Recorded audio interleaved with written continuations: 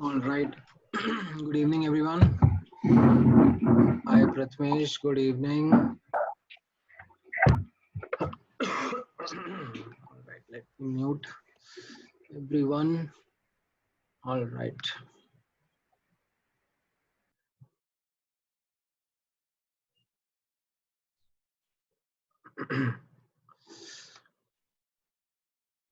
Great, great. All right. So, yeah. Good evening, Anjali. Good evening, Krishi.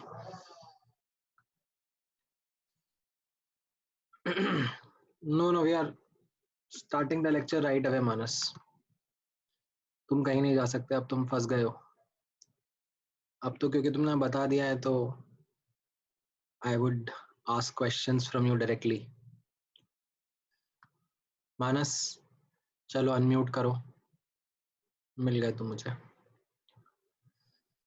Yes sir. कहाँ जाना है तुम्हें?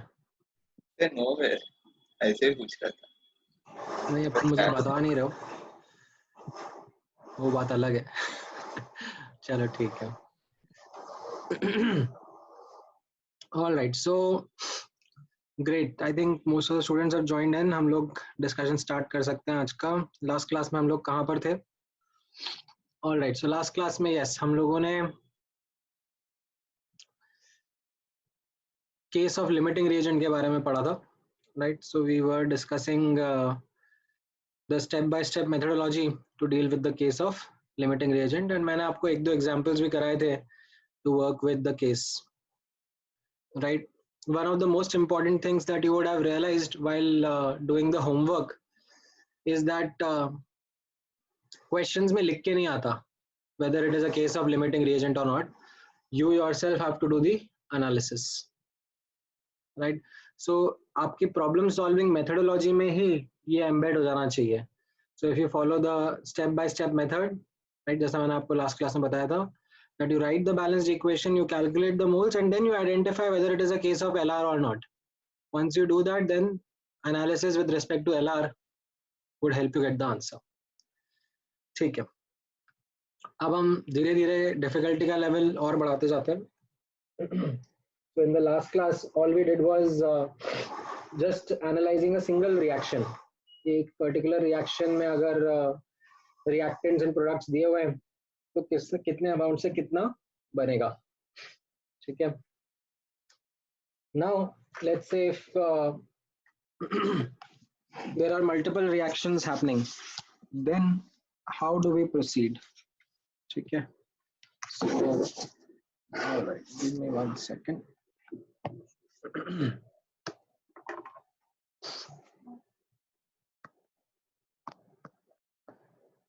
So we'll now धीरे धीरे increase the difficulty level. So let's start with the series reaction. Just give me 1 second. Let me shut the gate. Give me 1 minute.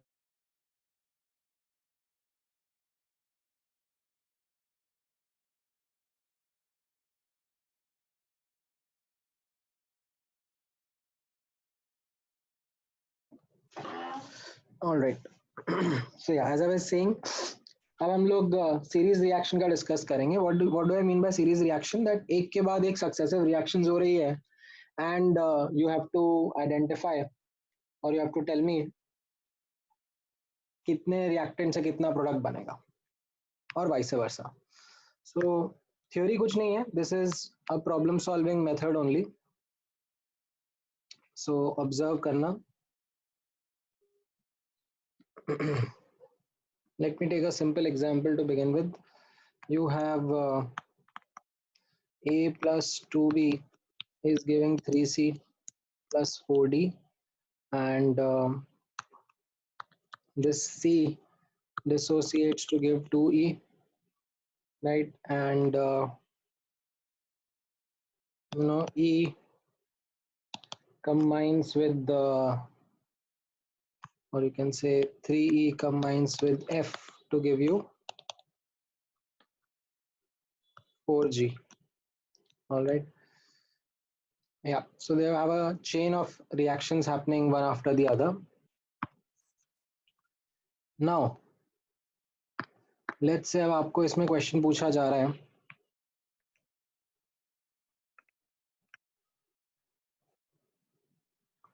if we start with 1 mole of A while other species are kept in excess, then determine the moles of G formed. ठीक है, straight forward है, try करो.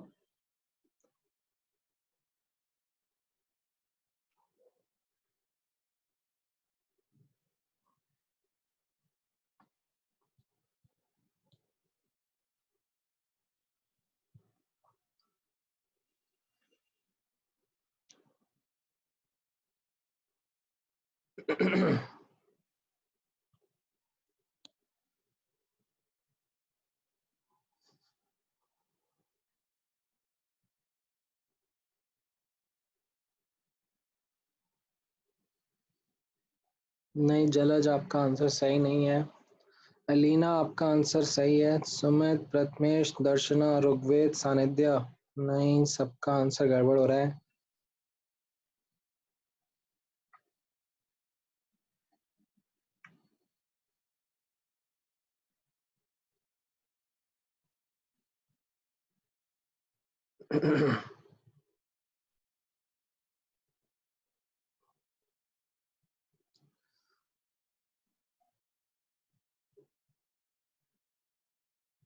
हाँ कुणाल, आपका answer सही है.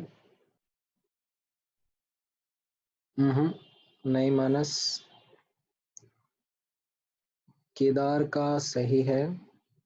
Yes. लावण्य का सही है. सुमित नहीं, गड़बड़ गड़बड़. ऋग्वेद का भी गड़बड़ है, ईशान का भी गड़बड़ है. विभा का सही है. Yes.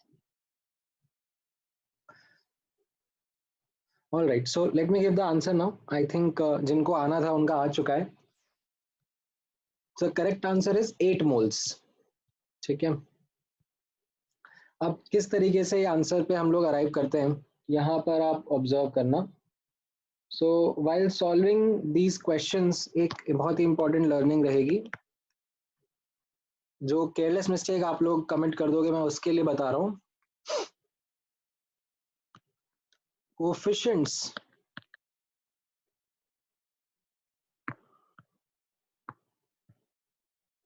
are to be used for analysis within the reaction. ठीक है, not between reactions. ठीक है, सो ये इंपॉर्टेंट लर्निंग रहेगी जहाँ पे कई स्टूडेंट्स केयरलेस मिस्टेक करते हैं. अब इसको समझना what it means exactly. So आपके सामने पहला रिएक्शन ये था कि a plus 2b is giving 3c plus 4d, right? and ये 1 है, ये excess है. ठीक है, ये बने ही नहीं थे. This was what you were in the start. ठीक है, now what will happen in the end of the reaction, ये a पूरा कंज्यूम हो जाएगा और इससे c कितना बन जाएगा. ठीक है, तो आप ये कोफिशिएंट बेस्ड एनालिसिस करोगे. ये a का कोफिशिएंट 1 है, c का 3 है, तो 1 मोल से my answer should come out to be 3 moles. ठीक है, now अब आप ऑब्जर्व करना, in the next reaction you went from C to 2E. ठीक है, अब यहाँ पर एनालिसिस मत करना. ठीक है, ये जो 3 मोल है ये एज इट इज यहीं पे ट्रांसफर कर दो, ठीक है।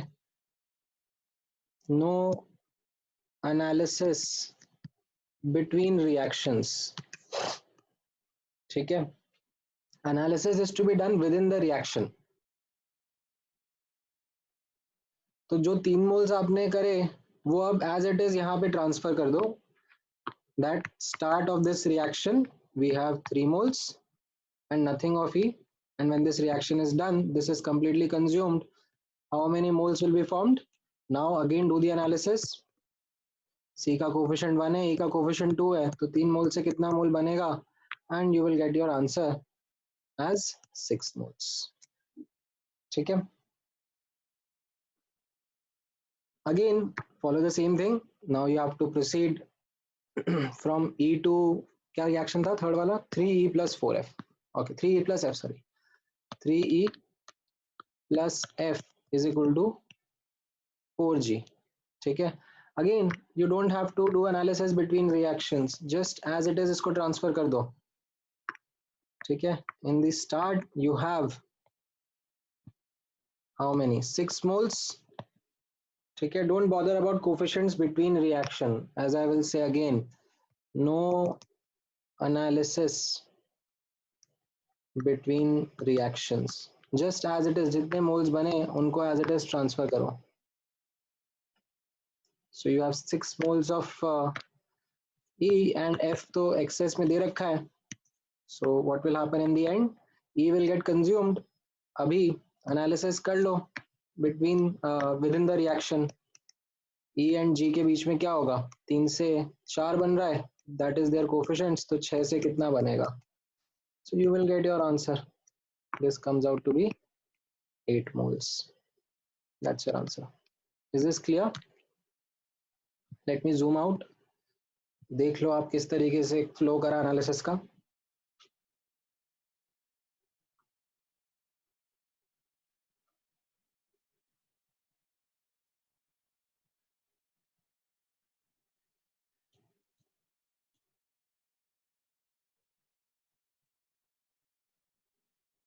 हाँ मानस, मेरा एग्जैक्टली exactly वही नेक्स्ट क्वेश्चन रहेगा, ठीक है।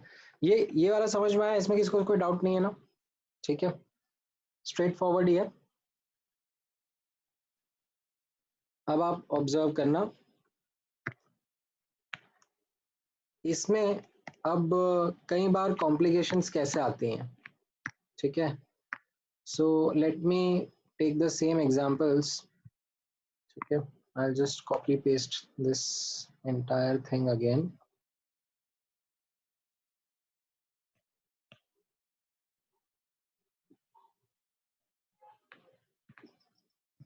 All right, so you have the same situation with a minor change.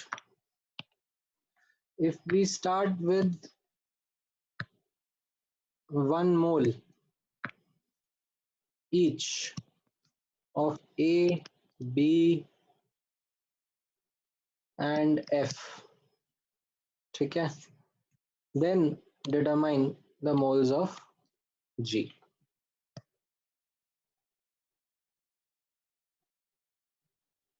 शुरू हो जाओ।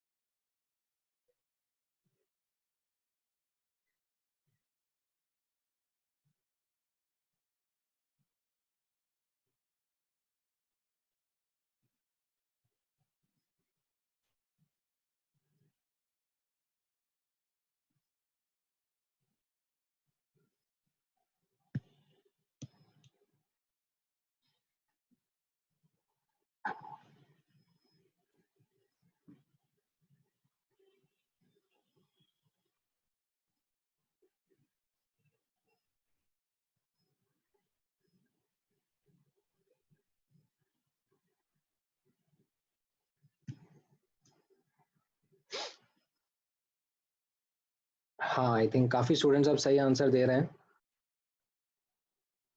राइट। हाँ, so the correct answer is 4 moles.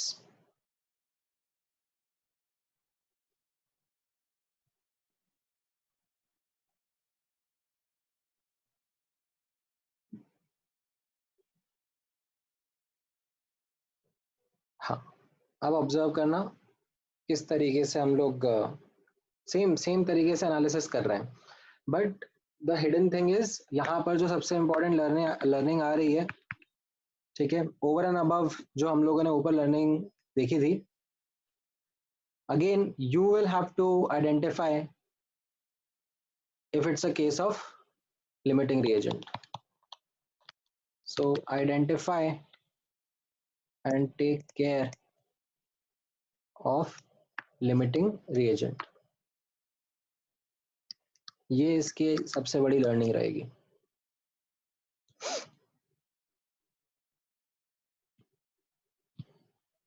सो अब यहाँ पे आप ऑब्जर्व करना, पहला रिएक्शन मैं देखता हूँ, a plus 2b is giving 3c plus 4d, ठीक है, ये रिएक्शन था।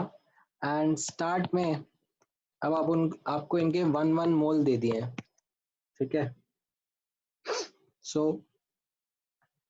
Now if I will proceed a little faster, ठीक है।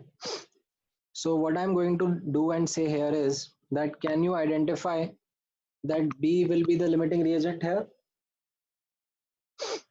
Moles upon coefficient से, ठीक है। अब मैं कल की क्लास जितना एलाबोरेट करके नहीं बताऊंगा, ठीक है, अदरवाइज मैं मतलब हर क्लास में सिर्फ 3 एग्जाम्पल करा पाऊंगा, तो अब मैं थोड़ा थोड़ा स्पीड पिक करूंगा। तो आई होप आप लोग लास्ट क्लास का रिवीजन करके नहीं आए हो, सॉरी आए हो। इन केस अगर आप रिवीजन नहीं करके आए हो तो फिर you will struggle. So as you can see moles upon coefficient से मुझे पता पड़ गया बी लिमिटिंग रिएजेंट है। Now what will happen in the end, the limiting reagent gets consumed completely and how much amount of C is going to be formed is going to be decided by the limiting reagent only. तो इनके coefficient 2 and 3 हैं, तो 1 से कितना बनेगा, I'll get my answer that this comes out to be 1.5 mole, ठीक है। Now all right, so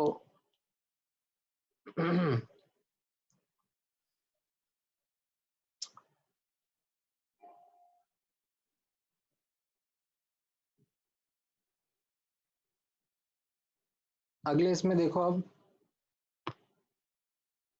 अगला लिखा हुआ था C is giving 2E, तो इसमें तो एक ही रिएक्टेंट है, इसमें तो मतलब all we need to do is just transfer this 1.5 mole directly to here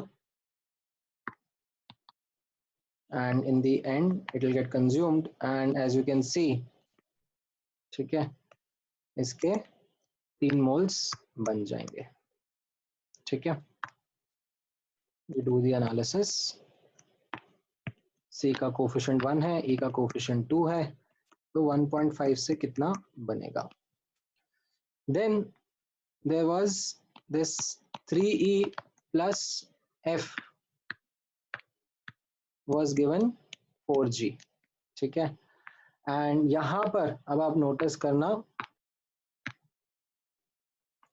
in this case now in the start you have 3 moles of E but 1 mole of F, ठीक है।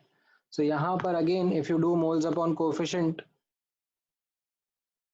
ठीक है, तो यहाँ पर एक्चुअली दोनों ही लिमिटिंग रिएजेंट है, या you can say they are present in the same ratio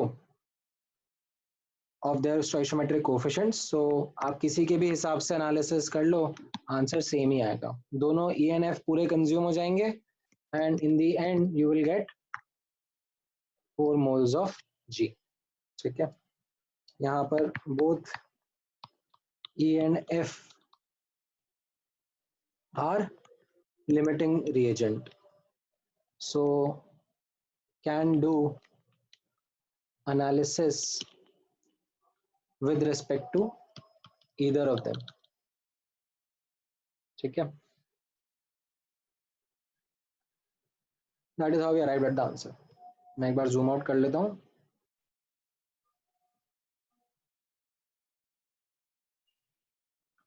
Right? I think समझ में आ गया होगा.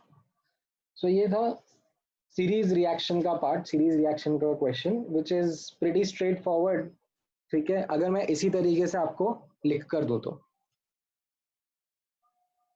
ठीक है,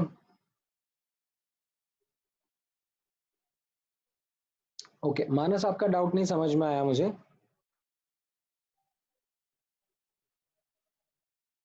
इसमें मोल्स को स्लैश कब लेते हैं, मतलब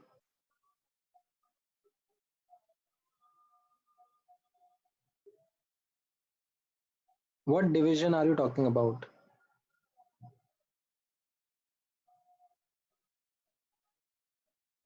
Let me unmute you. एक बार हैंड रेज करो अपना.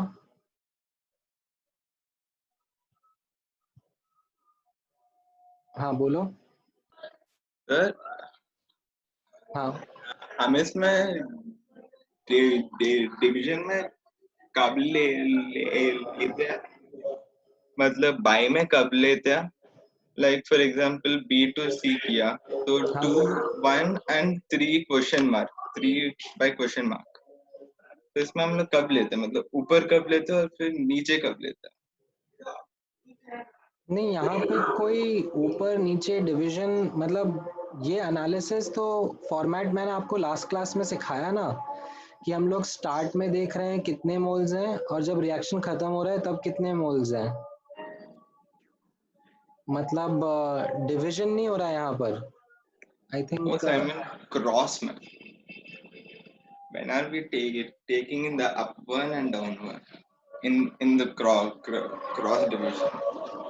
Okay, in B1 I took 1 in the up and 2 in the down, so I got 6 in total rather than 1.5. राजा, तुम मुझसे ये पूछ रहे हो क्या क्रॉस मल्टीप्लिकेशन कैसे होता है?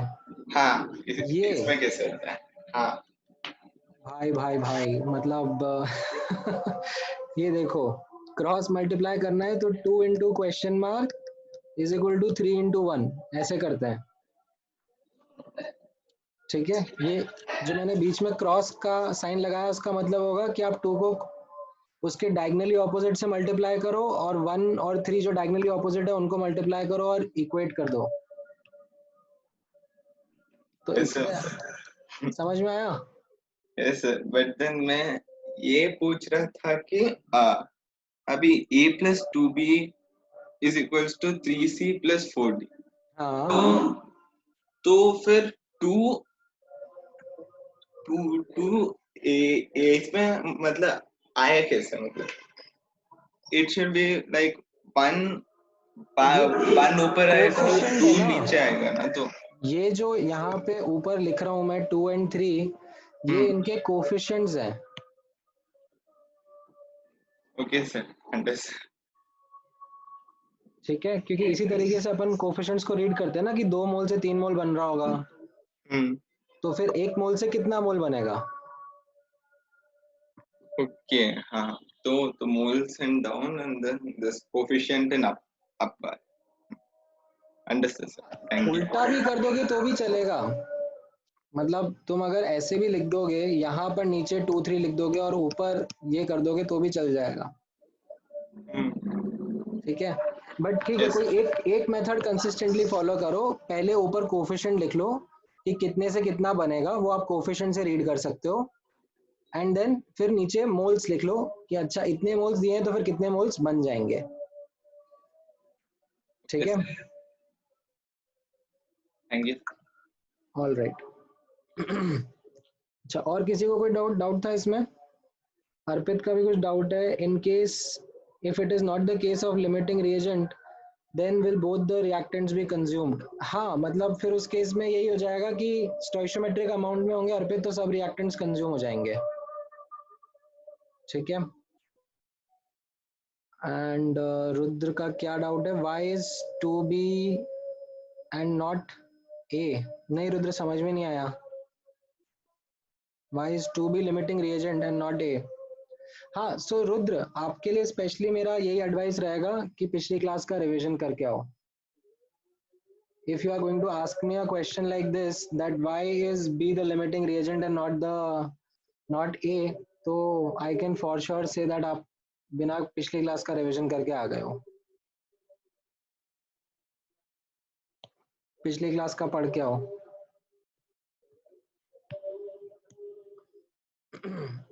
हाँ मानस, कुछ बोलना है आपको? No sir. अच्छा, सबका ठीक ठीक. All right, so coming back, this was a series reaction का केस जिसमें मैंने लिमिटिंग रिएजेंट का कॉन्सेप्ट मिक्स कर दिया. ठीक है, तो इस तरीके से हम लोग अब धीरे धीरे डिफिकल्टी लेवल बढ़ाते जाएंगे. मैं आपको डिफरेंट डिफरेंट कॉन्सेप्ट सिखाता जाऊंगा एंड क्वेश्चन की level of difficulty in concepts को मिक्स करने पे बढ़ती जाएगी. ठीक है. अच्छा, sometimes questions can be made also slightly difficult bye their language. ठीक है. Many times I have seen students finding it a little bit challenging to understand the language of the question also. So that is also a situation जो धीरे धीरे ही improve होता है. ठीक है. जैसे मैं एक एग्जांपल दिखाता हूँ आपको. I'll share one example with you. आपके बुकलेट में से ही मैं एक क्वेश्चन लेता हूँ and the difficulty level in that question is primarily because of the language of the question.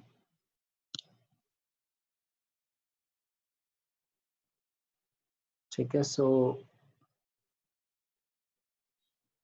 just a second, I'm just copying the question. All right, so this is the question in front of you.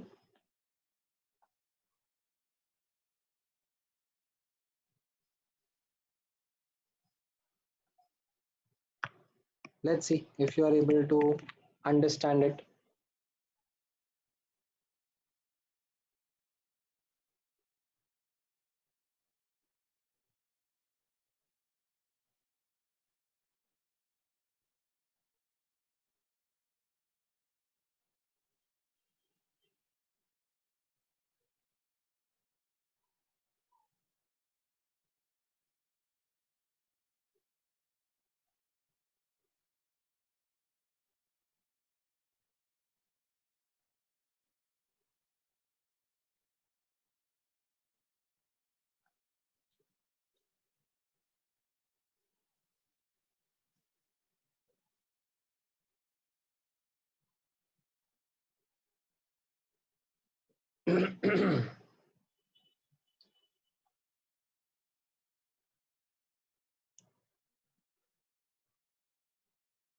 Potassium chlorate is KClO3.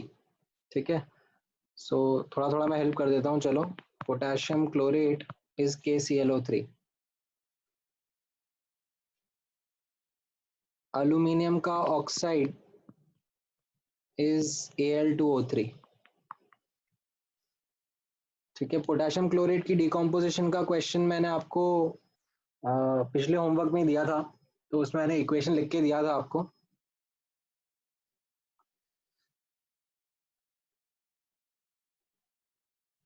हाँ जलज, आयुर, ऋग्वेद, हाँ प्रथमेश, सानिका, केदार. ठीक है, आप लोगों के answer correct है. उजल, आपका answer गड़बड़ है, कुछ गलत किया है आपने.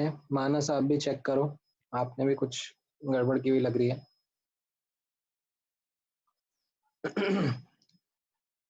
सो इस क्वेश्चन में क्या हो गया, थोड़ा लैंग्वेज और कॉम्प्रिहेंशन स्किल भी टेस्ट हो गया. ठीक है. अगर यही क्वेश्चन को मैं इक्वेशन लिख के आपको दे देता ना, तो शायद आपके लिए काफी आसान हो जाता. तो KClO3 को जब डिकम्पोज करते हैं तो KClO3 से बनता है KCl एंड O2. ठीक है. ये इसका गैशियस प्रोडक्ट है. एंड अल्यूमिनियम को इसी गैशियस प्रोडक्ट में जब हीट करते हैं तो उससे बनता है एल्यूमिनियम का ऑक्साइड Al2O3। ठीक है, ये इसकी बैलेंस इक्वेशन हो गई। तो these are the reactions that are happening one after the other. अगर मैं ये लिख के दे दूं तो आपके लिए अभी क्वेश्चन काफी रिलेटिवली आसान हो जाएगा। अभी ट्राई करो बाकी लोग भी।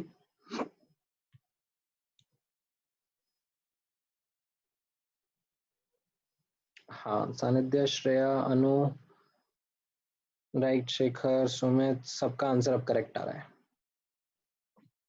गुड, राइट उजल, अब आई थिंक आपको भी समझ में आया होगा।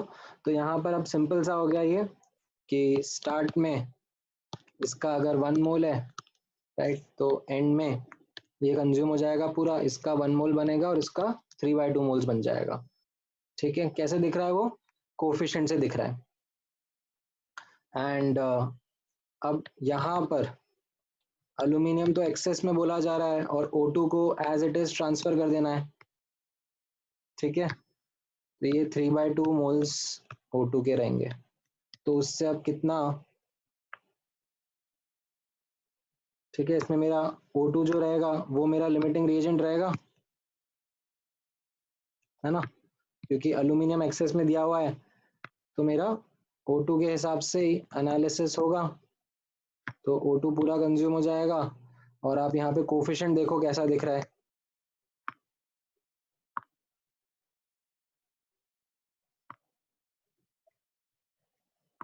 O2 का कोफिशिएंट एंड just 1 second.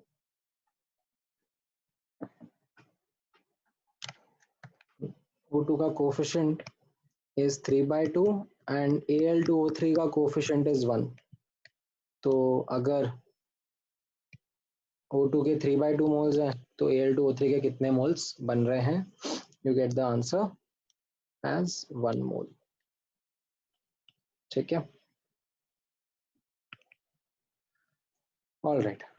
सो ये था series reaction and many a times you will come across such reactions with different concepts mixed with them। ठीक है, तो आपका प्रैक्टिस होता रहेगा। Now let's discuss the case of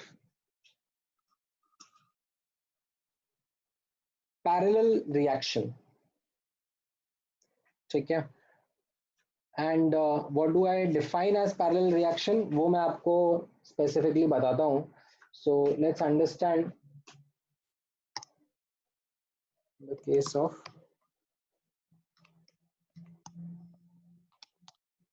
parallel reaction. ठीक है,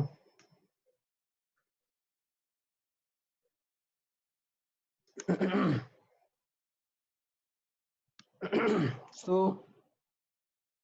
ऑब्जर्व करना, व्हेन द डेफिनेशन वाइज, ठीक है, when same set of reactants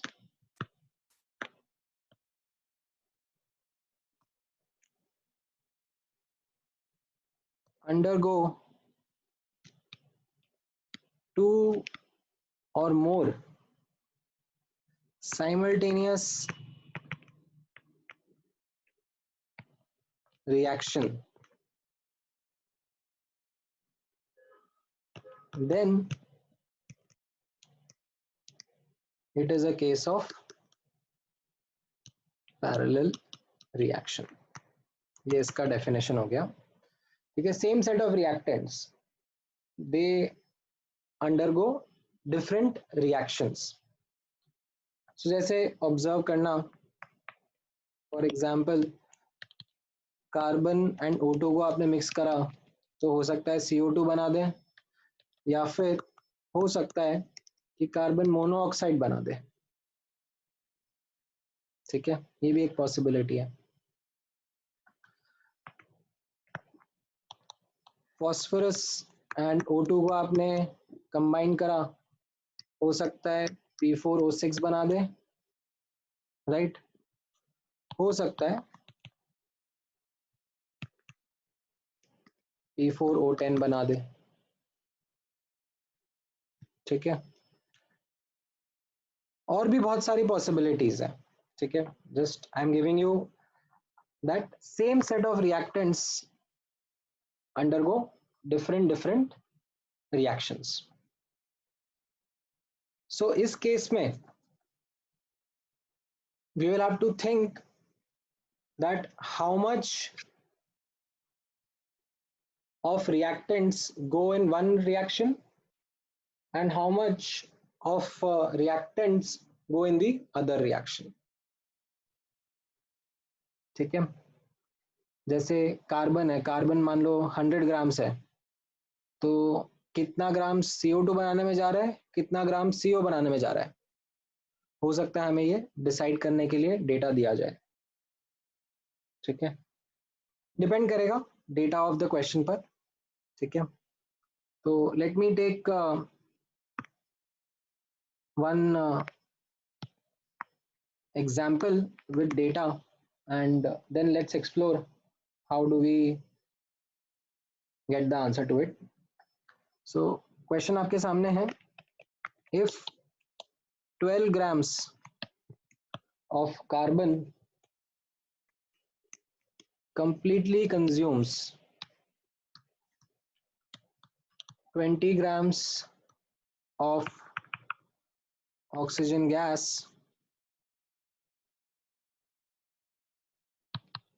to form CO and CO2, then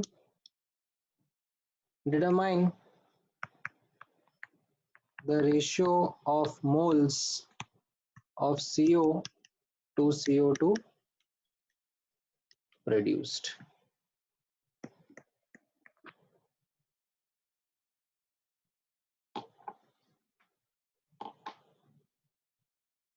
All right. Try करो, थोड़ा सोचो क्या आ रहा है, कुछ थॉट्स आ रहे हैं दिमाग में। मल्टीपल तरीके हो सकते हैं आंसर करने के।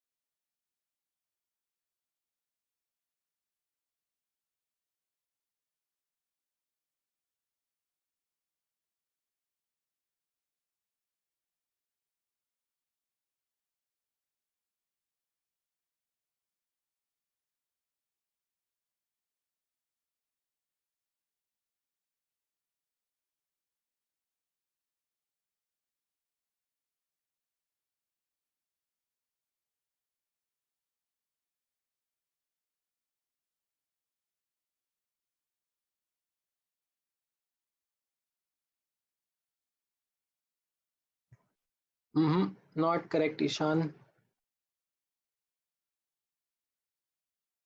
नहीं मानस, नहीं श्रेया, नहीं रुद्र, प्रथमेश, नहीं, किसी का भी आंसर सही नहीं है। आप ठीक है, आपने आंसर जब देते हो ना, तब उसको चेक भी करने के लिए कुछ ऑल्टरनेटिव मेथड सोचो,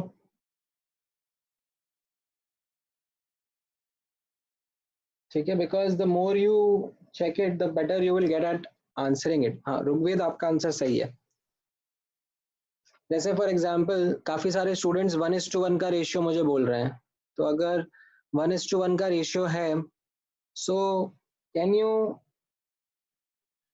बैक कैलकुलेट, एंड मान लो अगर मैं आपको बोलूं 1:1 के रेशियो में CO और CO2 बनाने हैं, तो कितना कार्बन एंड कितना ऑक्सीजन लगेगा? Does it confer with the data that is given to you?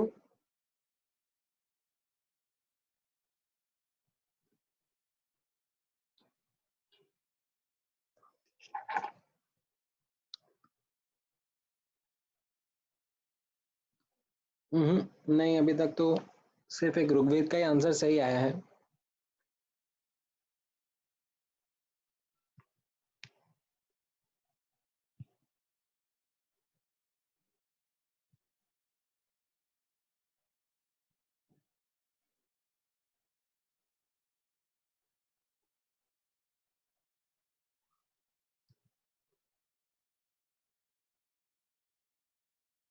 नहीं नहीं सानिध्य।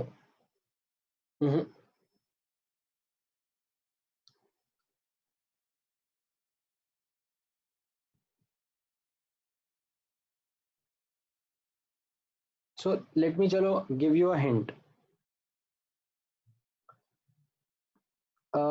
इस क्वेश्चन को सॉल्व करने के लिए, ठीक है, I will have multiple ways, ठीक है, but let me show you the first way. And in the first way what I will do is keep the reactions separate.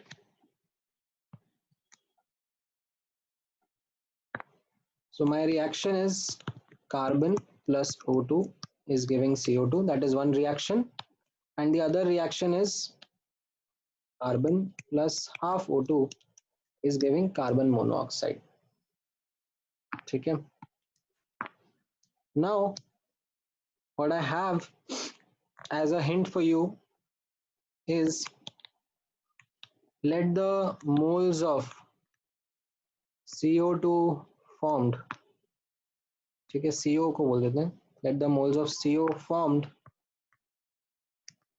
be X and let the moles of CO2 formed be equal to Y.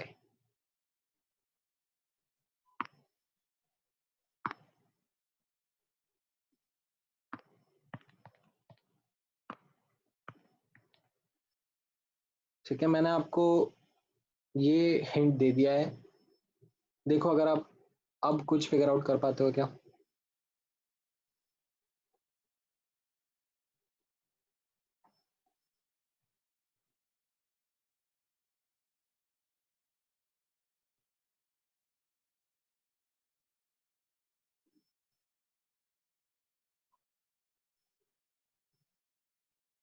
Shekhar अभी थोड़ी देर try करो, और मैंने अभी पूरा समझाया नहीं है ना, मैंने सिर्फ एक हिंट दिया है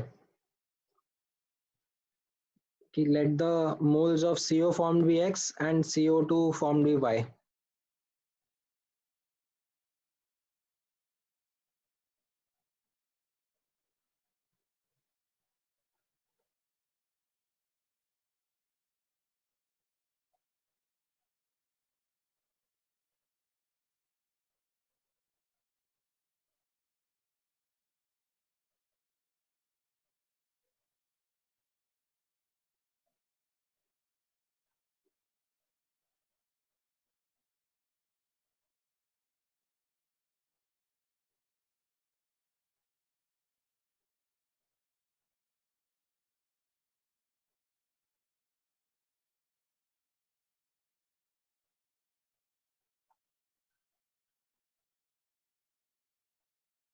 हाँ सुमित, आपका आंसर भी सही है।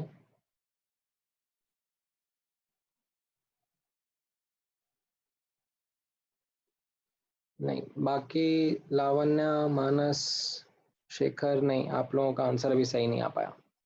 देखो अब यहाँ पर ऑब्जर्व करना,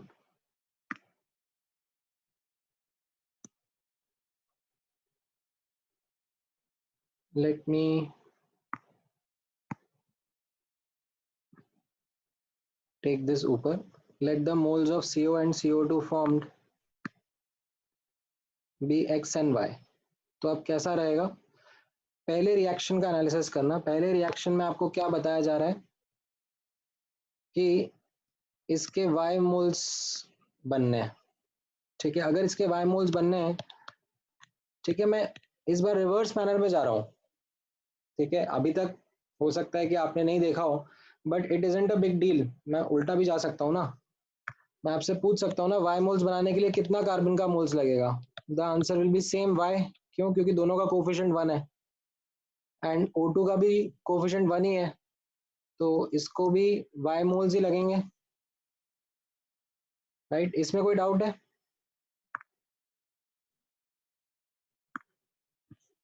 ठीक है, रिवर्स मैनर में भी तो मैं एनालाइज कर सकता हूँ रिएक्शन को, क्या प्रॉब्लम है?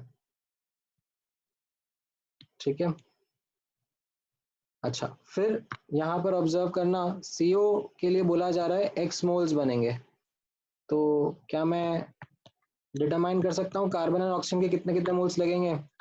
तो अभी कार्बन का कोफिशिएंट भी 1 है और CO का कोफिशिएंट भी 1 है, तो यहाँ पर कार्बन भी x मोल्स लगेगा।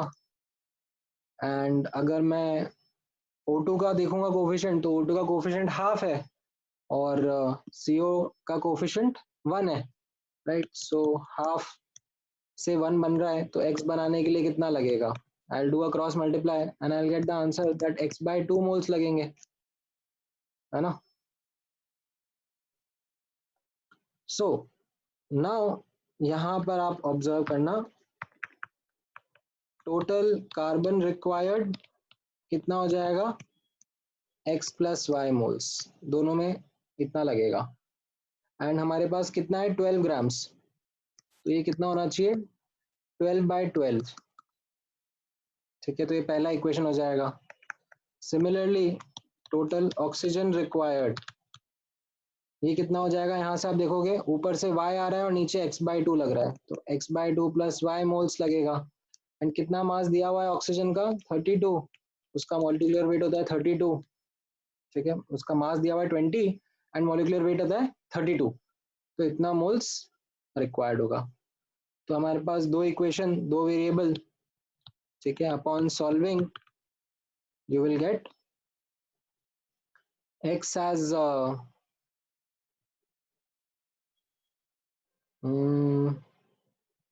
x आ जाएगा 1/4, नहीं x आ जाएगा एक्चुअली 1/4 एंड y आ जाएगा 3/4, है ना? 1/8 प्लस 3/4, 6/8, 7/8, नहीं उल्टा हो रहा है क्या? एक मिनट, मैं क्विकली सॉल्व कर देता हूँ। x/2 will be 12/32,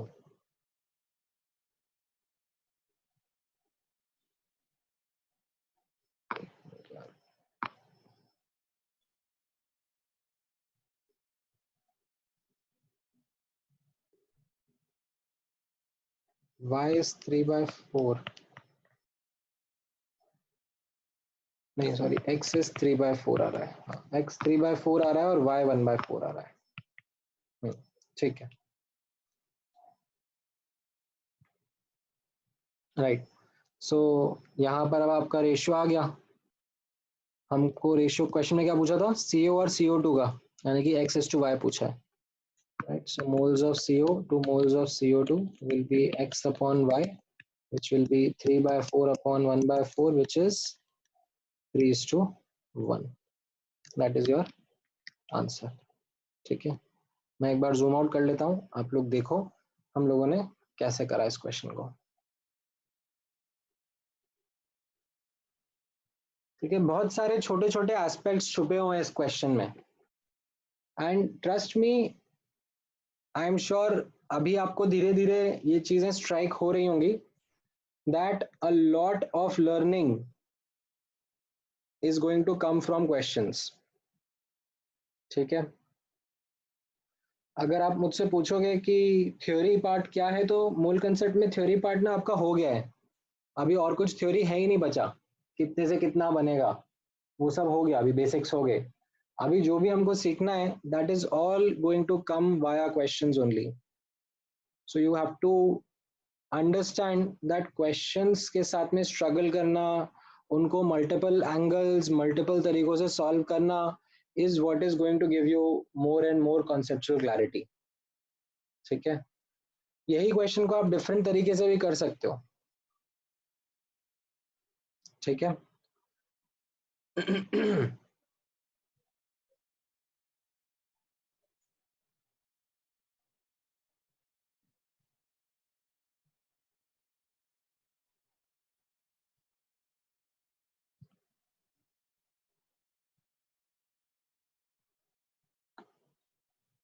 राइट, ये पार्ट समझ में आया आपको?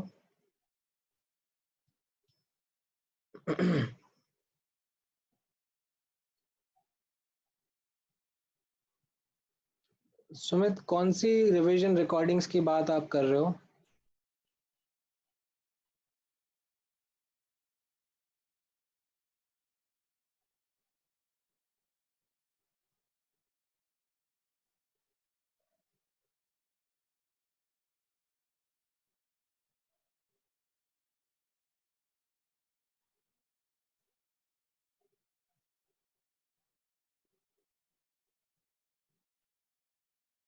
हाँ उत्सव, मैं आपका डाउट डिस्कस करता हूँ।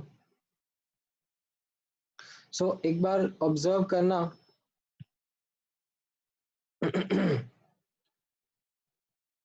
इसी क्वेश्चन को कई बार स्टूडेंट्स कुछ गलत तरीके से भी अप्रोच करने की कोशिश करते हैं। ठीक है। So the method 2 which is I would say, इस बार मेथड 1 में क्या था? Keep the reaction separate. Method 2 is right a combined reaction. Sometimes students go for this, that they tend to write a combined reaction. कैसा? Carbon है, O2 है, CO भी बना रहा है और CO2 भी बना रहा है। ठीक है। Now can anyone point a problem with this reaction?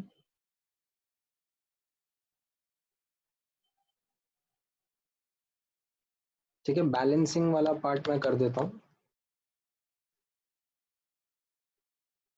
चलो ठीक है, अभी बैलेंस्ड है, but still can you find a problem with this question or this equation?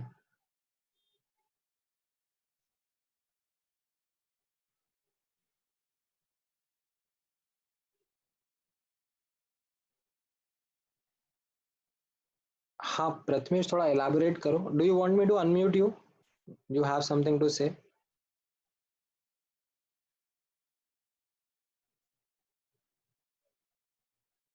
हाँ अनु, आपने हाँ मतलब kind of you are giving the right answer, but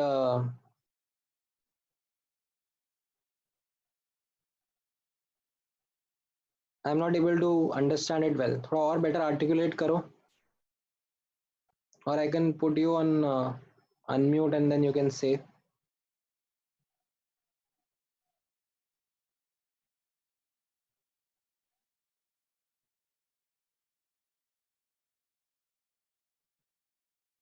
अच्छा चलो, मैं हेल्प करता हूँ आप लोगों को सोचने में. What if I would have written the reaction in this manner?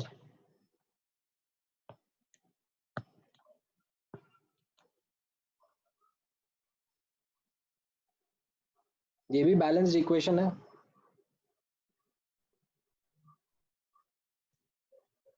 इसमें भी कोई गड़बड़ तो है ही नहीं, ये भी बैलेंस्ड इक्वेशन दिख रही है.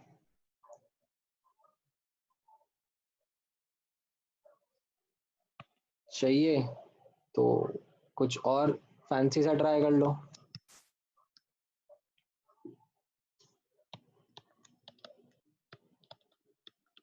ये देख लो, ये भी बैलेंस्ड इक्वेशन है. There is something wrong.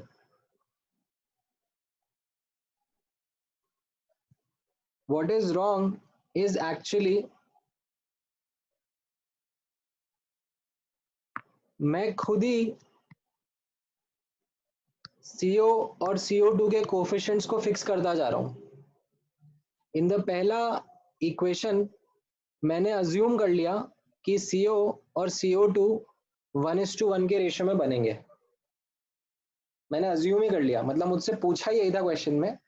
Look at the funny aspect, मुझसे पूछा ही यही है कि ratio of moles of CO और CO2 प्रोड्यूस बताओ, और मैंने जब रिएक्शन कंबाइन करके लिखा तो मैंने क्या करा, मैंने अज्यूम ही कर लिया कि ये 1:1 के रेशियो में है, या मैंने अज्यूम कर लिया कि ये 2:1 के रेशियो में है, या मैंने अज्यूम कर लिया, तो मैंने आंसर ही अज्यूम कर लिया ना। मतलब this is unacceptable, right? So let me highlight this point here, ठीक है? So let me highlight this point here itself, that this will be an incorrect approach, as we have assumed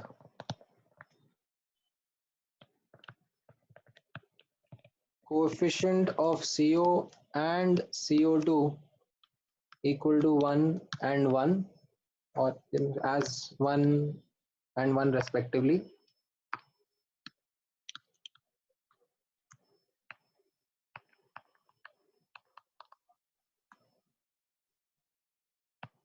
Which is incorrect. This is why this is the incorrect approach. लेकिन if you are still adamant कि नहीं मुझे तो इसी approach से जाना है, तो फिर what you can do is you can take their coefficients to be variables, ठीक है? If we still want to combine, then say the coefficient of X, or sorry, coefficient of CO2 is X, and say the coefficient of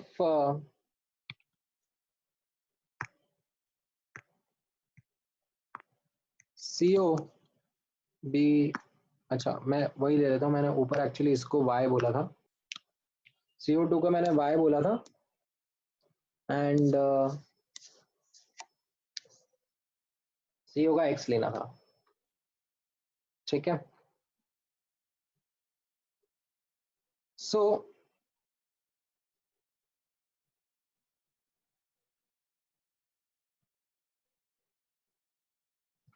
now you can maybe take an attempt, ठीक है? हाँ प्रथमेश आप सही कह रहे थे।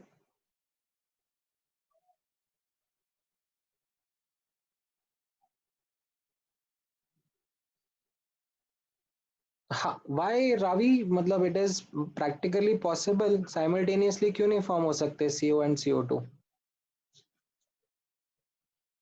It in fact happens, मतलब let's say जब आप घर पे भी, अगर आपके पास रेगुलर वाला गैस स्टोव है, नॉट द इंडक्शन वन, तो उसमें अगर येलो फ्लेम आ रहा है, ब्लू फ्लेम आ रहा है, तो it is a sign of complete combustion कि CO2 ही बन रहा होगा।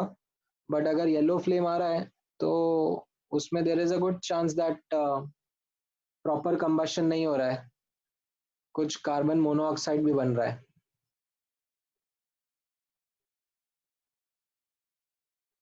हाँ but for CO to get in oxidized to CO2, oxygen should be in excess, sufficiently excess quantity, कि जो CO बन गया वो भी CO2 में चला जाए, ठीक है? बट ऐसा जरूरी नहीं है ना कि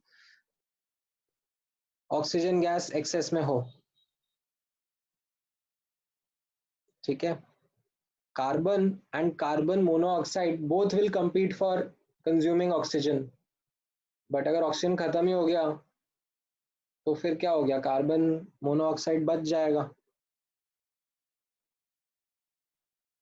ओके?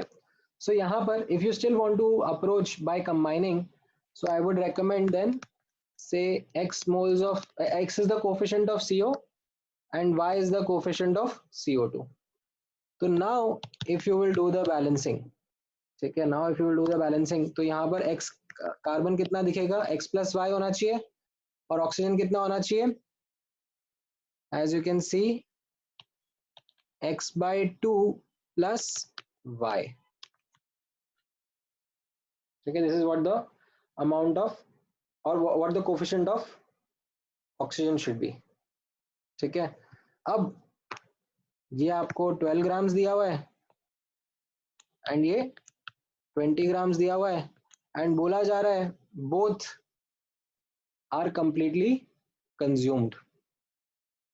ठीक है, both carbon and O2 are completely consumed, so you can use moles of carbon upon coefficient of carbon should be equal to moles of oxygen upon coefficient of oxygen. ठीक है, या रेसिप्रोकल भी ले सकते हो इसका, आई डोंट माइंड.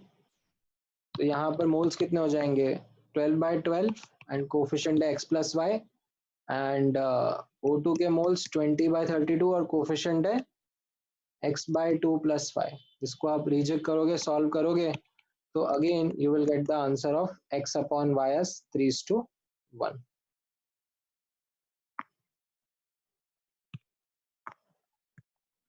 ये समझ में आया?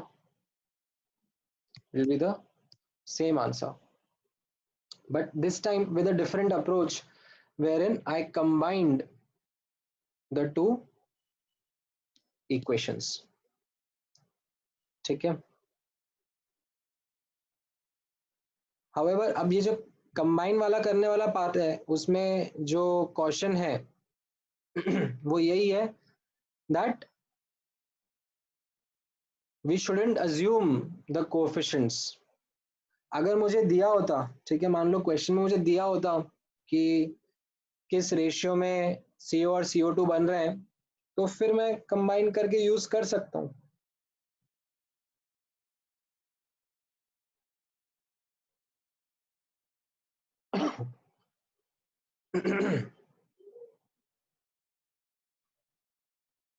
ठीक है,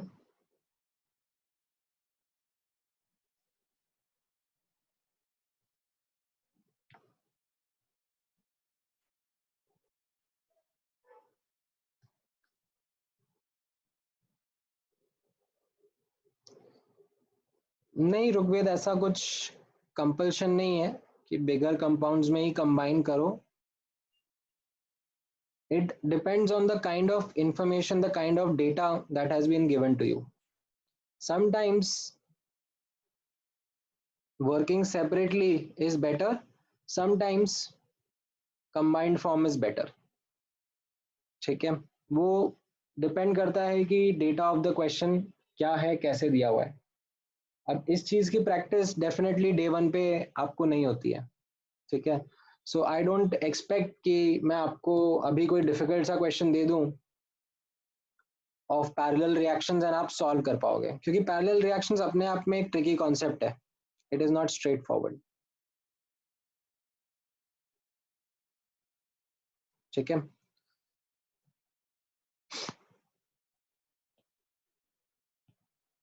all right, maybe want to try another question. Let me see, booklet में से ही let me give you one of the questions to practice.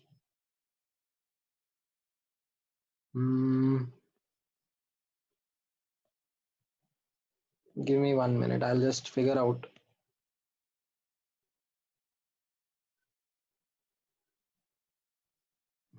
ठीक है, got one.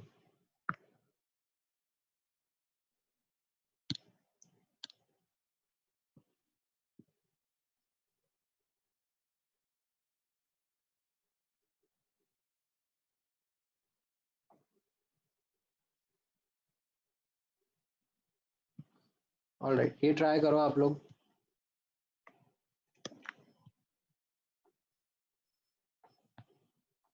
ठीक है, एटॉमिक मास ऑफ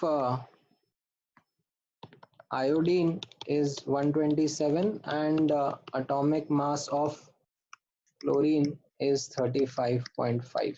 ठीक है, in case you need this piece of information.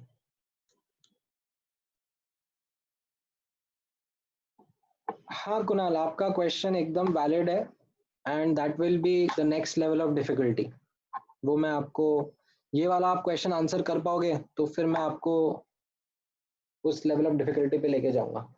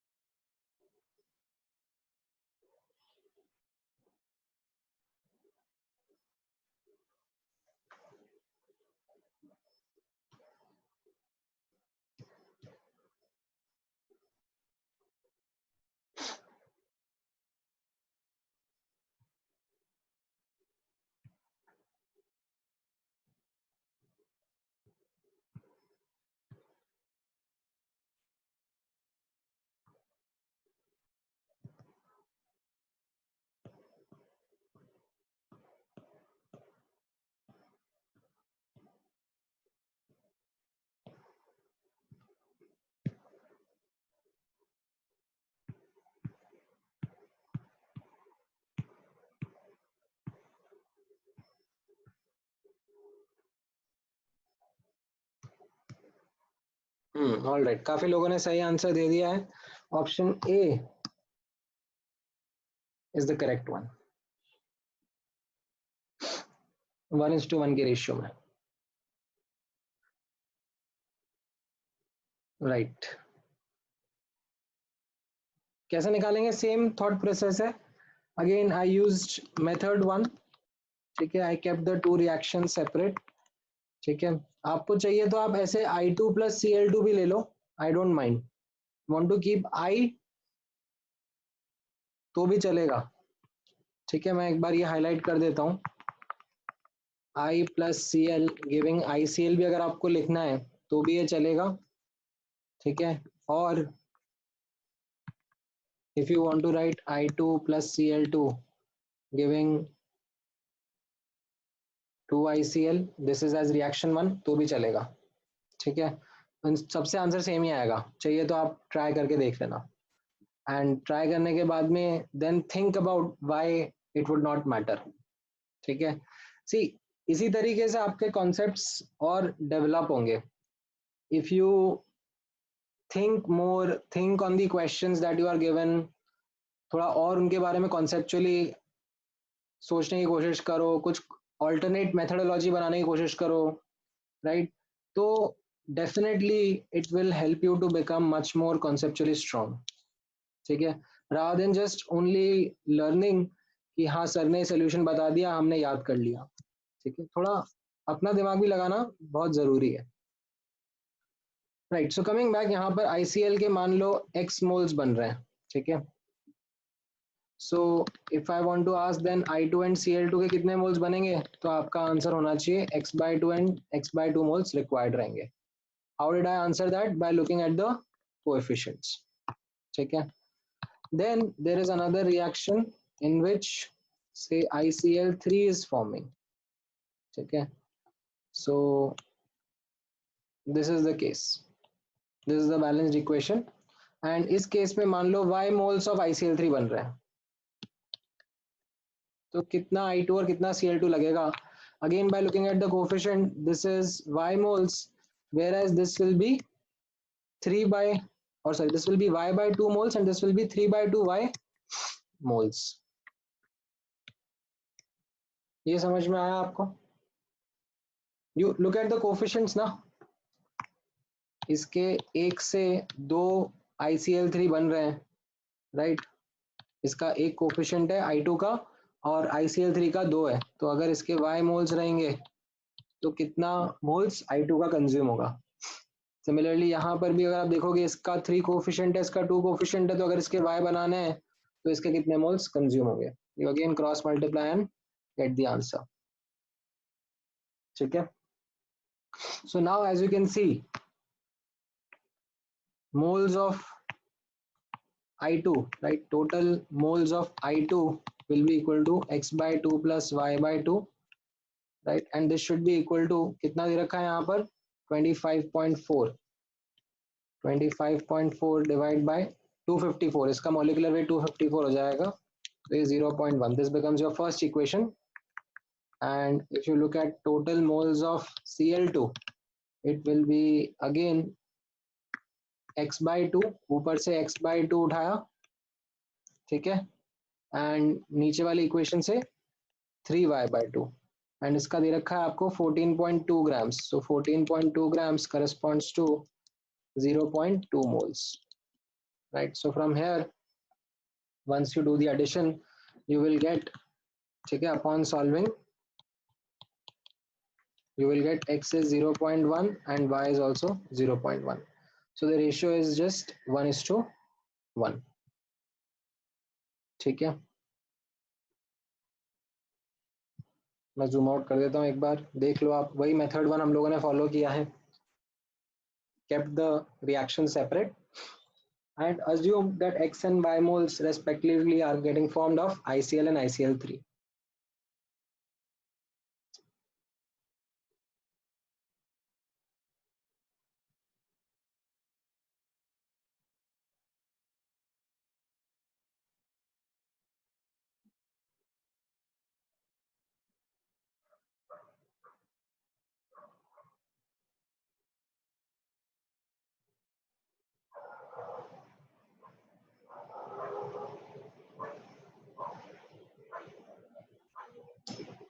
ठीक है, is this clear now?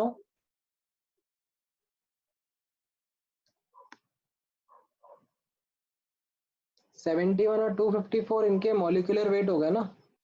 I2 का, अभी आयोडीन का एटॉमिक मास 127 है, तो मॉलिक्यूलर वेट ऑफ I2 254 हो जाएगा ना।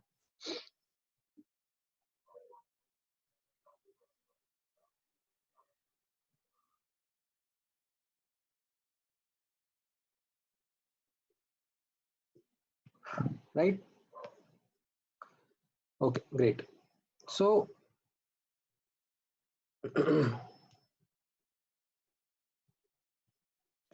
हाँ, धीरे धीरे आई थिंक आप लोगों को ये कॉन्सेप्ट ऑफ पैरेलल रिएक्शंस भी अब समझ में आएगा, ठीक है।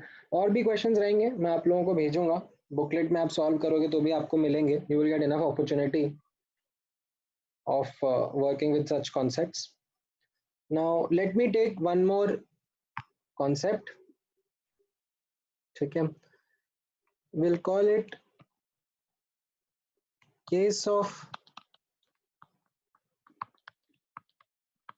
incomplete reaction. ठीक है, case of incomplete reaction or the concept of percentage yield. ठीक है, मतलब in fact let me kind of elaborate it further. Sometimes इसके बहुत सारे फैंसी नाम दिए जाते हैं, percentage yield or percentage extent of reaction, or you can say percentage completion of reaction.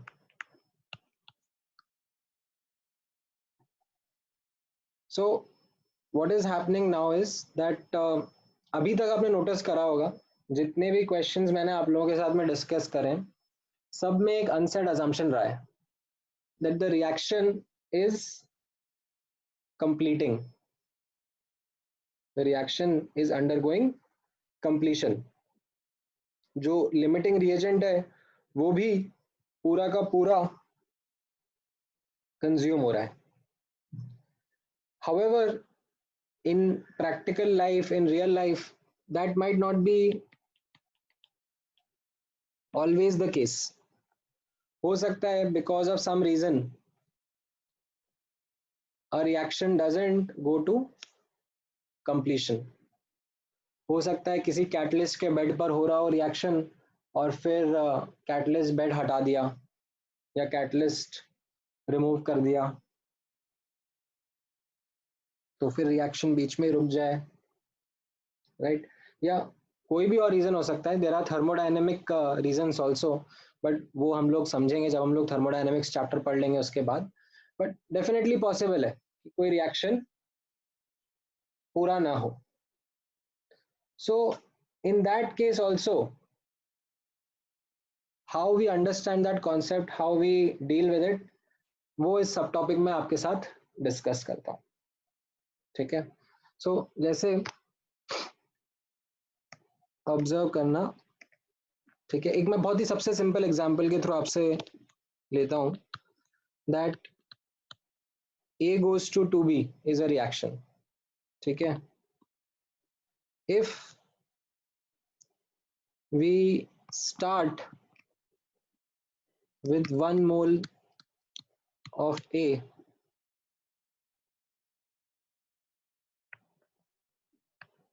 and find that the reaction is only 40% complete, then determine the moles of B formed.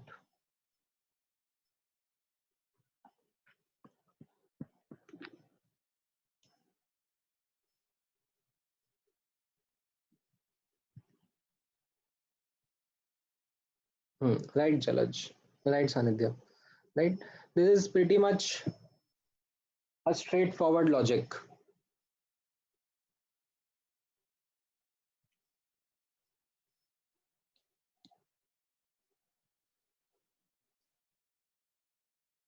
नहीं रुद्र, हाँ Sumit Ravi, right, आपके answer सही है.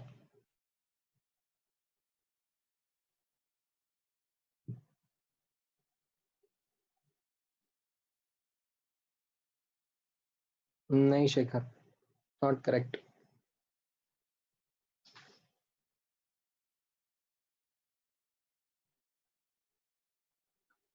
हाँ रुद्र, अभी आपका answer सही है. केदार आपका सही है. सुरावी नहीं. प्रथमेश यस.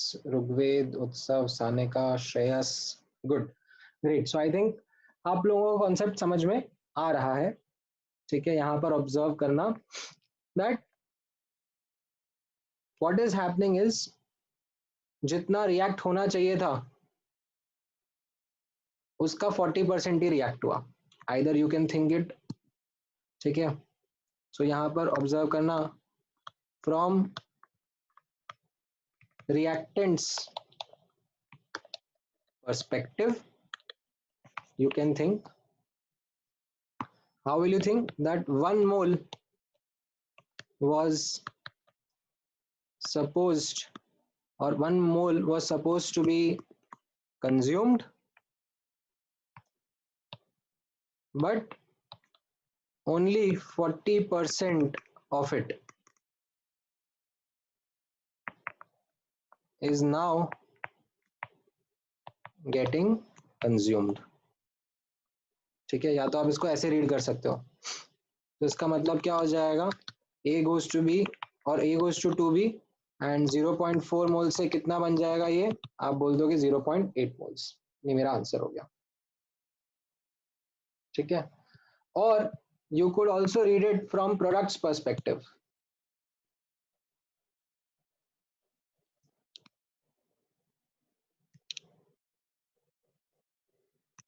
ठीक है, you can very well read it from products perspective. Product के पर्सपेक्टिव से कैसा रहेगा, यहाँ पर ऑब्जर्व करना, 2 moles was supposed to be formed, है ना, मतलब A goes to B था, 2B था एक्चुअली, तो 1 मोल से ये कितना 2 मोल बनना चाहिए था,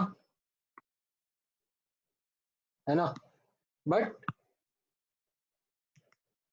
only 40% of expected amount is formed.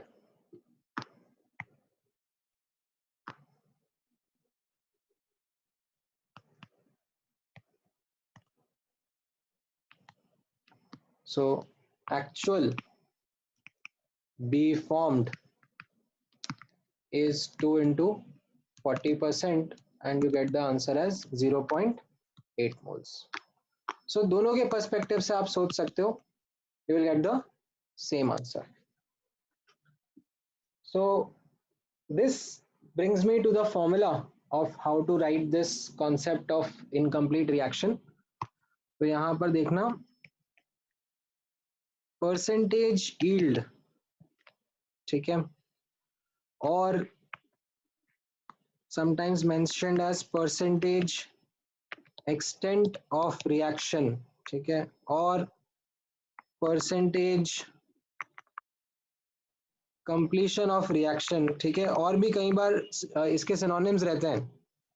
ठीक है, मान लो कोई रिएक्शन है जो कि कंबशन रिएक्शन है, तो उसमें लिख देंगे परसेंटेज कंबशन कितना हुआ है। कोई रिएक्शन है जो डिस्प्लेसमेंट रिएक्शन है, तो पूछेंगे परसेंटेज डिस्प्लेसमेंट कितना हुआ है।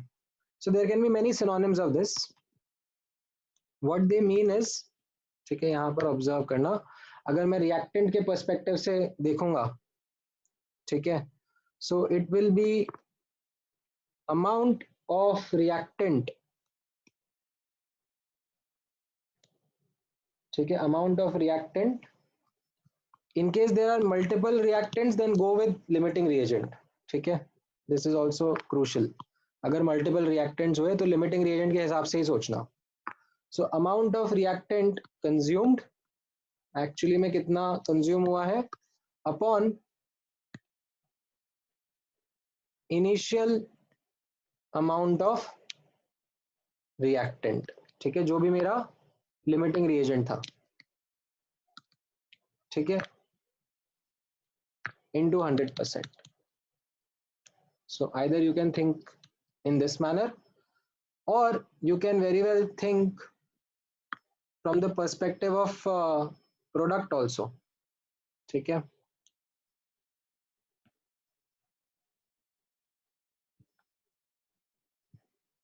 यहाँ पर ऑब्जर्व करना, from the perspective of products also I can write this,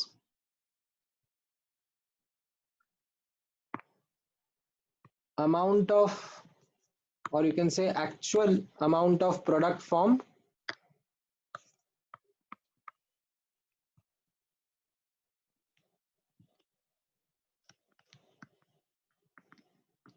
upon expected amount of product. That can also give you the answer of percentage yield of reaction or percentage completion of reaction. ठीक है, अभी यहाँ पर मैंने एक बहुत ही simple question के perspective से आपको इस कॉन्सेप्ट को समझाने की कोशिश करी है. ठीक है, स्टैंड अलोन मैनर में भी इस पे अच्छे क्वेश्चंस बन जाते हैं. Sometimes you can mix concepts together. ठीक है, so let me take an example by mixing this concept. हाँ, ऋग्वेद का अच्छा क्वेश्चन है कि सर आपने ये अमाउंट लिखवाया है, वो अमाउंट मास है कि मोल्स है. Rigved the answer can be either.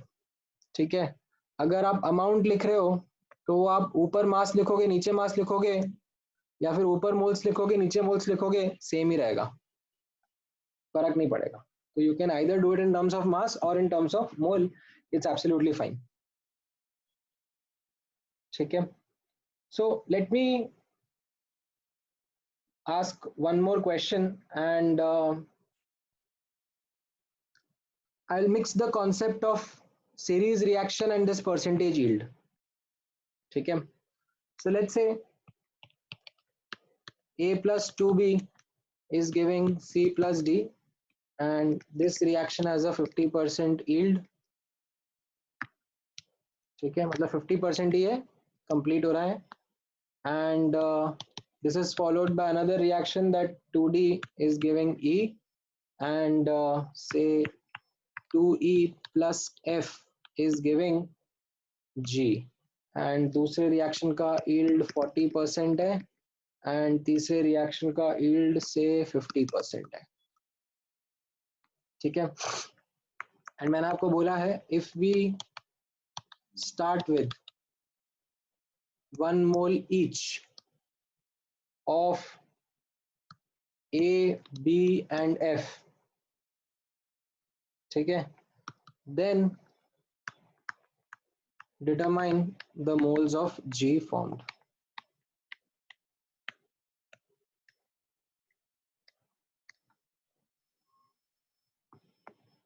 ठीक है, कॉन्सेप्ट्स मिक्स करते जा रहा हूं मैं, धीरे धीरे डिफिकल्टी लेवल बढ़ाते जा रहा हूं.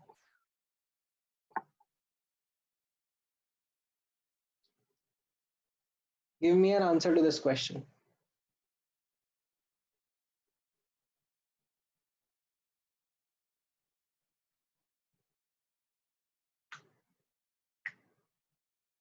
जल्दी देने की कोई जरूरत नहीं है, आराम से तसल्ली से दो.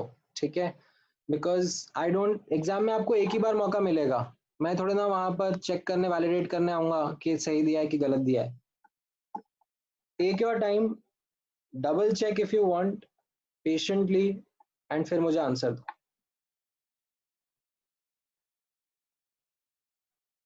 ठीक है, रुद्र आपका आंसर गलत है.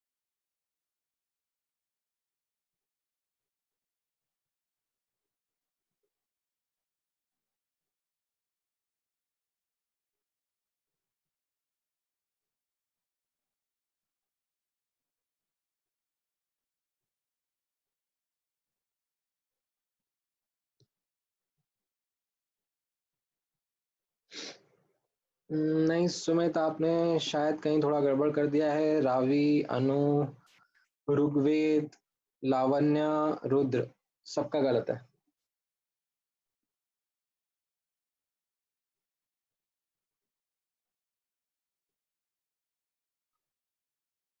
प्रथमेश, सानिध्य, गड़बड़ गड़बड़.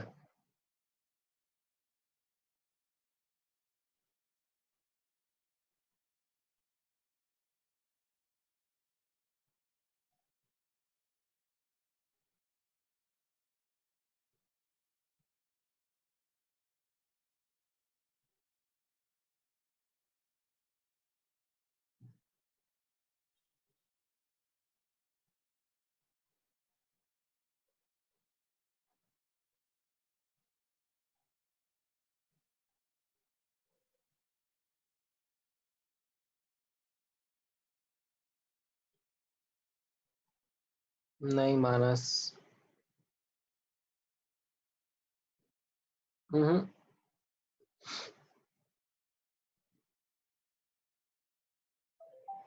हाँ, पूर्णा आपका सही है।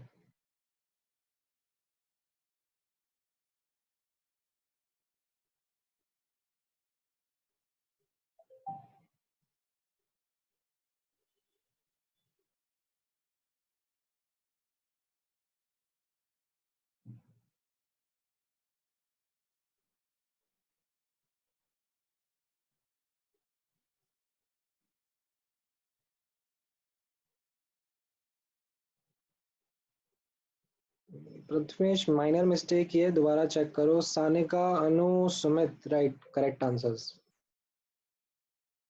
नहीं मानस, अभी भी गड़बड़ है आपका आंसर।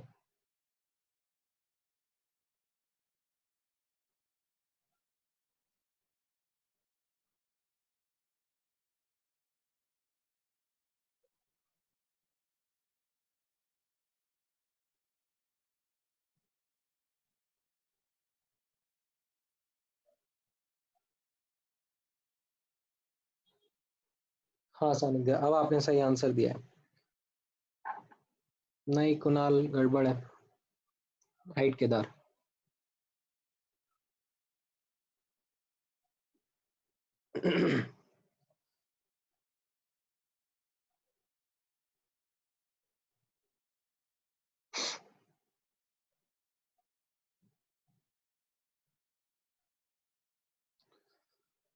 राइट, सो अब यहाँ पर आप ऑब्जर्व करना।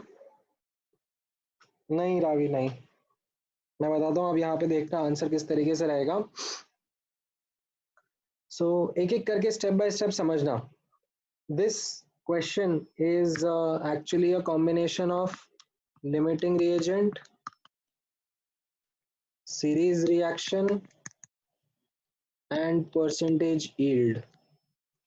तीनों का कॉन्सेप्ट, तीनों का कॉम्बिनेशन यहाँ पर आ गया है। ठीक है, किस तरीके से आप ऑब्जर्व करना। In the first a plus 2b is giving c plus d। ठीक है, एंड इसका यील्ड बोला जा रहा है 50% ही है। ठीक है, तो अब आप ऑब्जर्व करना, इसका 1 मोल और 1 मोल से हम लोग स्टार्ट करेंगे। ठीक है, एक बार के लिए यील्ड भूल जाते हैं, पहले पहले नॉर्मल एनालिसिस करते हैं। that between these two, as you can identify, b will be the limiting reagent by moles upon coefficient। ठीक है, सो b पूरा कंज्यूम होगा एंड b के हिसाब से c बनेगा। ठीक है, सो c कितना बनेगा, if you will look at the coefficient, 2 से 1 बनना चाहिए था, तो 1 से कितना बनेगा, you will get the answer as 0.5। however, because the yield is now going to play a role, ठीक है, तो एक्सपेक्टेड था 0.5 बनना, पर इसका बनेगा 50% ही। ठीक है, 0.5 बनना चाहिए था, बट उसका सिर्फ 50% ही बनेगा। ये समझ में आया? एकदम एंड में मैंने अप्लाई कर दिया, तो एक्चुअली में सी कितना मेरा बना, सी मेरा बना 0.25 मोल्स। ऑल राइट, तो अब इस सी को मैं अगले रिएक्शन में कैरी फॉरवर्ड कर रहा हूं। ठीक है, या सॉरी सी नहीं, मुझे डी कैरी को फॉरवर्ड करना है ना। ओके, डी के ऊपर फोकस करते हैं। Let me just rewrite this as D and this as C. ठीक है, डी के ऊपर फोकस करना है। सो डी अब मेरा अगले रिएक्शन में जा रहा है। ठीक है, डी जा रहा है किस में, और इनफैक्ट 2D किस में जा रहा है, ई में, और इसका यील्ड भी 40% बोला जा रहा है। ठीक है, अब एक बार के लिए मैं यील्ड को छोड़ देता हूं, पहले मैं सिंपल एनालिसिस कर लेता हूं। दैट स्टार्ट में डी कितना रहेगा, ये एज इट इज मैं यहां से लेके आ जाऊंगा। ठीक है, डी कितना है मेरा, 1/4 मोल।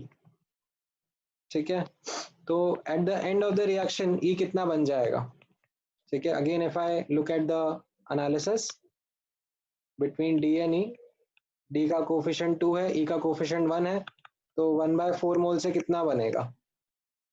I'll get my answer this to be as 1/8 moles. ठीक है, 1/8 moles बनना चाहिए, बट कितना बनेगा उसका? 40%। क्यों? क्योंकि यील्ड आपको दिया हुआ है 40%। सो एक्चुअली में जो अमाउंट ऑफ ई फॉर्म होगा वो होगा आपका, इफ यू डू दिस, तो ये 1/20 आ जाएगा। ठीक है, 1/20 मोल्स ही बनेगा। ठीक है, now this E is what is now going to carry in the next reaction. So the next reaction is 2E plus F is giving G, and this is also 50% yield. अब यहाँ पर आप notice करना, E का moles कितना है? 1/20। ठीक है, and F का मोल्स है 1. So you can clearly see again that E is the limiting reagent. तो एनालिसिस E के हिसाब से ही होगा। E will get consumed completely, and G का कितना बनेगा? If you look at the analysis, E का कोफिशिएंट 2 है, G का कोफिशिएंट 1 है, तो 1/20 से कितना बनना चाहिए? You will get the answer to be 1/40. But the yield part now comes into play because 50% yield है, तो बनना 1/40 चाहिए था, but उसका 50% बनेगा, which is 1/80. That is what your correct answer is.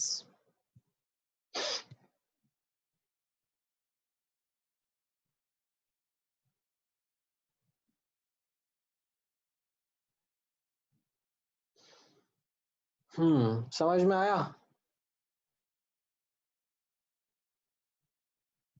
So in this question, not just these concepts plus your concentration, your focus, your ability to maintain a train of thought, ये सब लगता है. These are softer aspects. यही हमें सब होन करना है. These are the skill sets that we are working towards.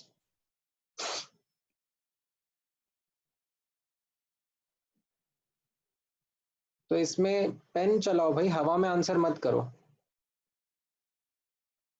ठीक है, एंड आइडेंटिफाई आपने कहाँ पे गड़बड़ करी है, क्या मिस्टेक करी है. You will be in a much better position to answer.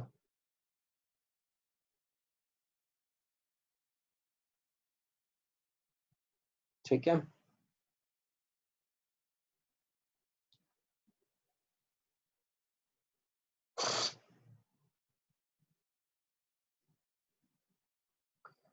हाँ. सो आई थिंक आज के लिए इतना काफ़ी है. हम लोगों ने ऐसा अपना टाइम ओवरशूट कर दिया है.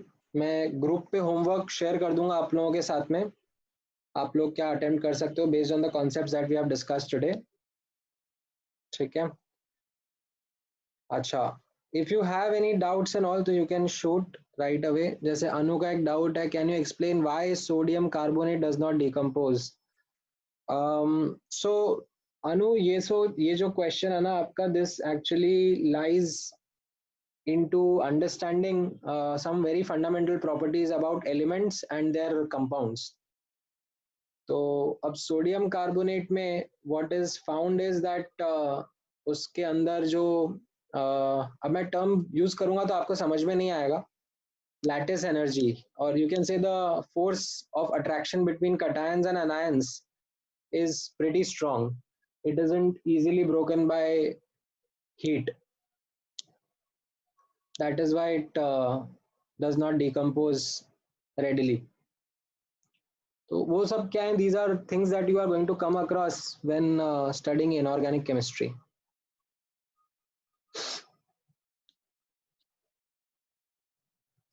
ठीक है,